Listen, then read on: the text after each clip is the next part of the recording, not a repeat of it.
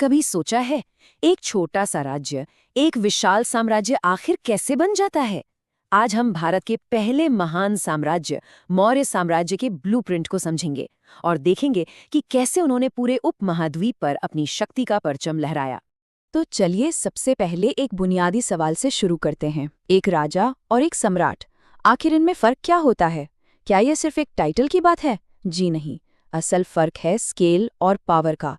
देखिए, एक राजा अपने एक राज्य पर शासन करता है, लेकिन एक सम्राट, वो तो कई राज्यों, कई संस्कृतियों को एक साथ अपने अधीन रखता है। तो साम्राज्य का मतलब ही है विस्तार, एक्सपेंशन। इसको ऐसे समझिए कि एक ताकतवर राज्य है जो अपने आसपास के छोटे छोटे राज्यों को जीतकर एक बड़े परिवार जैसा बना लेता है। और ये सिर्फ जमीन जीतने का खेल नहीं है, ये तो अलग अलग कल्चर, अलग अलग लोगों को एक ही झंडे के नीचे लाने की कला है। और मौर्यों की ताकत का सबूत आज भी हमारे सामने है। जरा इन तस्वीरों को देखिए। ये हैं बिहार की बराबर गुफाएं। इन्हें पूरी की पूरी चट्टानों को काटकर बनाया गया था। ये सिर्फ कोई कलाकारी नहीं है, बल्कि ये मौर्यों की इंजीनियरिंग और उनकी संगठित ताकत का जीता जागता सबूत है। सोचिए, हजारों साल बाद भी ये हमें हैरान कर देती हैं। तो सवाल ये है कि एक साम्राज्य बनाने की रेसिपी क्या है? क्या सिर्फ एक महान सेनापति काफी है? बिल्कुल नहीं। इसके लिए चाहिए सही जगह, सही रिसोर्सेज और एक बहुत मजबूत नींव। तो चलिए देखते हैं कि मौर्यों के पास ये सारी चीजें कैसे मौजूद थीं। देखिए, हर बड़े साम्राज्य की एक जन्मभूमि होती है। मौर्यों के लिए वो जगह थी मगध। अब जरा सोचिए, एक तरफ गंगा के उपजाऊ मैदान, मतलब खाने पीने की कोई कमी नहीं। दूसरी तरफ पास की खदानों से भरपूर लोहा, जिससे बने धारदार हथियार। और फिर घने जंगल, जहां से मिली इमारती लकड़ी, और सबसे जरूरी, युद्ध के लिए विशालकाय हाथी। सच कहें तो मगध एक साम्राज्य के लिए परफेक्ट लॉन्च पैड था। अब जरा इस नक्शे को ध्यान से देखिए। बाईं तरफ है नंद साम्राज्य, जो मौर्यों से ठीक पहले था, और दाईं ओर ये है चंद्रगुप्त मौर्य का साम्राज्य। फर्क साफ है ना? ये सिर्फ थोड़ा बहुत विस्तार नहीं था, ये तो पूरे भारतीय उपमहाद्वीप के पॉलिटिकल मैप का कायापलट था। लेकिन इतना बड़ा साम्राज्य सिर्फ किस्मत से या संयोग से तो नहीं बन जाता। इसके पीछे थे कुछ बहुत ही असाधारण लोग, ऐसे लोग जिनके पास एक सपना था और उसे हकीकत में बदलने का जबरदस्त जुनून भी। मौर्य साम्राज्य की कहानी असल में दो लोगों की कहानी है। एक तरफ चंद्रगुप्त मौर्य, एक बेहद महत्वाकांक्षी योद्धा, और दूसरी तरफ उनके गुरु कौटिल्य, एक जीनियस रणनीतिकार। कह सकते हैं कि एक की ताकत और दूसरे के दिमाग ने मिलकर एक ऐसी शक्ति बनाई जिसे फिर कोई रोक नहीं पाया। कौटिल्य ने अपनी महान किताब अर्थशास्त्र में एक बहुत गहरी बात लिखी, बिना लोगों के देश नहीं और बिना देश के राज्य नहीं। मतलब बहुत सीधा और साफ है। एक राज्य की असली दौलत क्या है? उसकी जमीन और उसके लोग। और यही सोच उनके पूरे शासन का मूल मंत्र थी। देखिए, साम्राज्य जीत लेना एक बात है, लेकिन उसे चलाना वो बिल्कुल दूसरी बात है। टैक्स कैसे इकट्ठा होगा, लॉ एंड ऑर्डर कैसे मेंटेन होगा, इतने बड़े साम्राज्य को कंट्रोल कैसे किया जाएगा, इन सभी मुश्किल सवालों का जवाब कौटिल्य के पास था। उनके पास था एक पूरा का पूरा ब्लूप्रिंट। और ये है वो ब्लूप्रिंट। इसे कहते हैं कौटिल्य का सप्तांग सिद्धांत।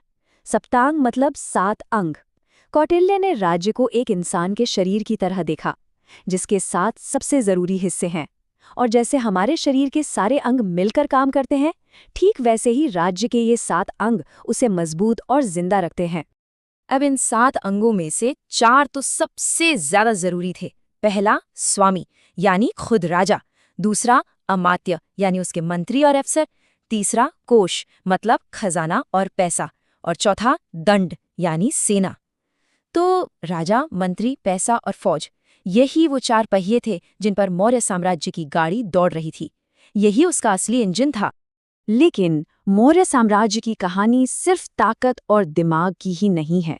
कहानी में एक बहुत बड़ा मोड़ तब आया जब सत्ता में आए इसके सबसे मशहूर शासक सम्राट अशोक। और उनके साथ कुछ ऐसा हुआ जिसने सब कुछ बदल के रख दिया।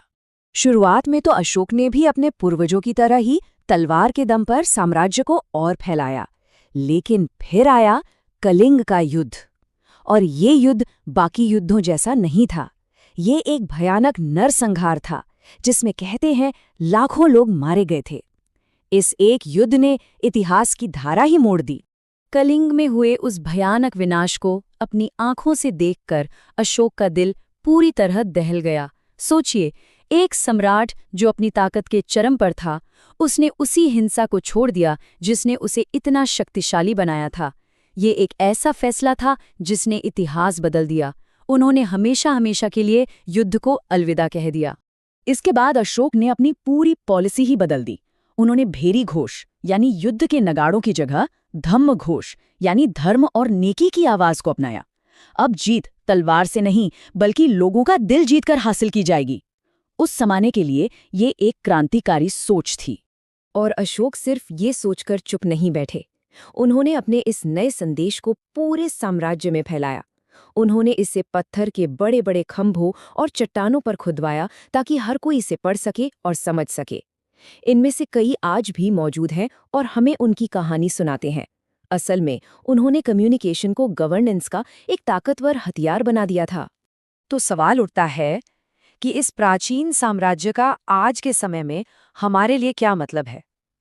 शायद ये जानकर हैरानी होगी कि मौर्यों की विरासत आज भी हमारे चारों ओर हर तरफ मौजूद है। सारनाथ के इस मशहूर सिंह स्तंभ को तो सबने देखा ही होगा। ये 4 शेर सिर्फ पत्थर की मूर्त नहीं है, ये अशोक के शांति और धर्म के संदेश का प्रतीक है जो वो चारों दिशाओं में फैलाना चाहते थे। और फिर यही प्रतीक लगभग 2000 साल बाद आजाद भारत का राष्ट्रीय प्रतीक, हमारा नेशनल एम्ब्लम बना। अशोक के शांति और न्याय के वही आदर्श आज भी हमारे राष्ट्र की नींव का हिस्सा हैं। तो आखिर मौर्यों की विरासत है क्या? वो हमें क्या देकर गए? एक मजबूत सेंट्रलाइज्ड एडमिनिस्ट्रेशन का मॉडल, विचारों को शासन का एक ताकतवर हथियार बनाने की कला, और ऐसे प्रतीक जो आज भी पूरे देश को प्रेरित करते हैं। उनका बनाया ब्लूप्रिंट सच में टाइमलेस है। तो ये पूरी कहानी हमें एक बहुत बड़े सवाल के साथ छोड़ जाती है कि प्राचीन साम्राज्यों के ये जो ब्लूप्रिंट है वो आज भी हमारी दुनिया को किस तरह से चला रहे हैं, कैसे उसे आकार दे रहे हैं। जरा सोचिए, इतिहास कभी गुजरता नहीं, वो हमेशा हमारे साथ होता है।